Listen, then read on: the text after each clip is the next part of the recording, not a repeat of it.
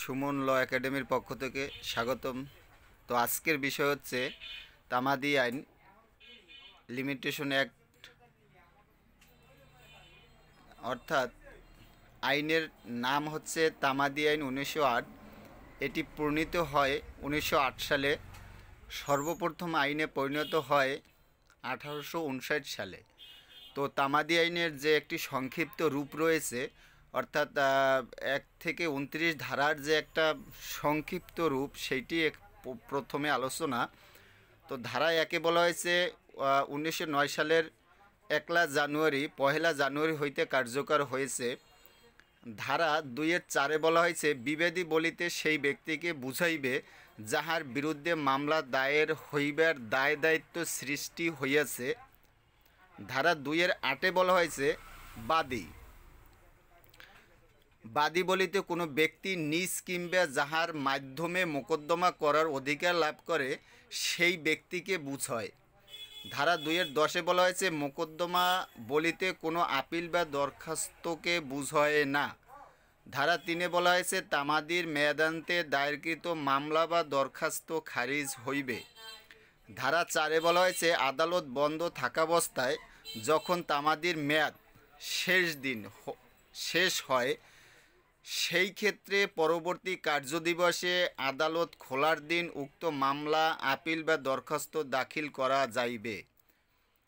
ধারা 5 বলা হয়েছে, দরখাস্ত দায়েরের ক্ষেত্রে তামাদির মেয়াদ বৃদ্ধিকরণ বা বিলম্ব মওকুফ। ধারা 6 বলা হয়েছে, বৈধ অপারগতা অবস্থায় তামাদি মেয়াদ গণনা স্থগিত থাকিবে। ধারা 7 বলা হয়েছে, কতিপয় বাদী বা দরখাস্তকারীর মধ্যে একজনের অপারগতা। ধারা 8 বলা হয়েছে, অগ্রক্রয়ের ক্ষেত্রে 6 ও 7 ধারা প্রযোজ্য নয়।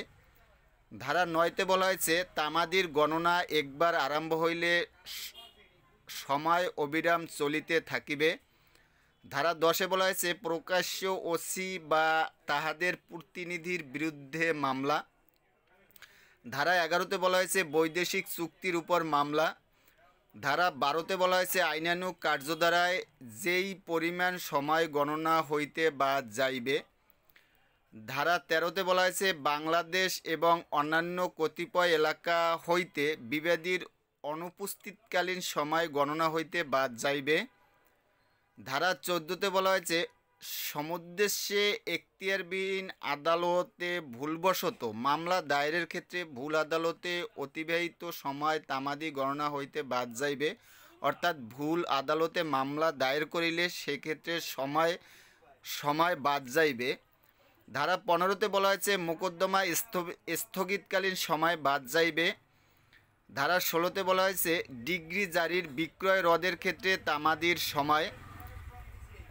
ধারা 17 বলা হয়েছে, মামলা করিবার অধিকার অর্জনের পূর্বে মৃত্যুর ফলাফল। ধারা 18 বলা হয়েছে, প্রতারণার কারণে তামাদি সময়সীমা বন্ধ থাকিবে। ধারা 19 বলা হয়েছে, প্রাপ্তি স্বীকারের ফলাফল। ধারা 20 বলা হয়েছে, দায় পরিশোধের ফলাফল। ধারা 21 বলা হয়েছে, অক্ষম ব্যক্তির প্রতিনিধি। ধারা 23 বলা হয়েছে, অবিরাম চুক্তিভঙ্গ বা অন্যায় করা। ধারা 24 বলা হয়েছে, বিশেষ ক্ষতির কারণ না হইলে যেই কাজের জন্য মামলা করা যায় না তাহার জন্য ক্ষতিপূরণের মামলা। ধারা 25 বলা হয়েছে, দলিলের উল্লেখিত সময় গণনা। ধারা 26 বলা হয়েছে, সুখাধিকার সমূহ অর্জন। ধারা 28 বলা হয়েছে, সম্পত্তির অধিকার বিলুপ্তি বা জবরদখল। ধারা 29 বলা হয়েছে, যেই সকল ক্ষেত্রে তামাদির আইন প্রযোজ্য নয়। তো এমনি 7টি সাবজেক্টেরই প্রথম আমার যে সাজেশনে রয়েছে এমনি সংক্ষিপ্ত রূপ, তারপরে রয়েছে এমনি বিস্তারিত আলোচনা, এবং বিস্তারিত আলোচনার পরে বা সংস্পর্শে যে সমস্ত এমসিকিউ থাকতে পারে ওগুলো নিয়েই আলোচনা।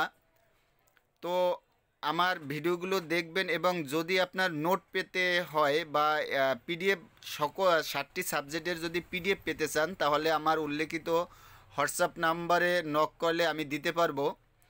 তো পর্যায়ক্রমে এই যে তামাদি আইনের এক একটি ধারার সংস্পর্শে, অর্থাৎ এক একটি ধারা কি বলা হয়েছে এবং এই সংস্পর্শে যে সমস্ত এমসিকিউ থাকতে পারে ওগুলো নিয়ে এই পর্যায়ক্রমে আলোচনা করা হবে।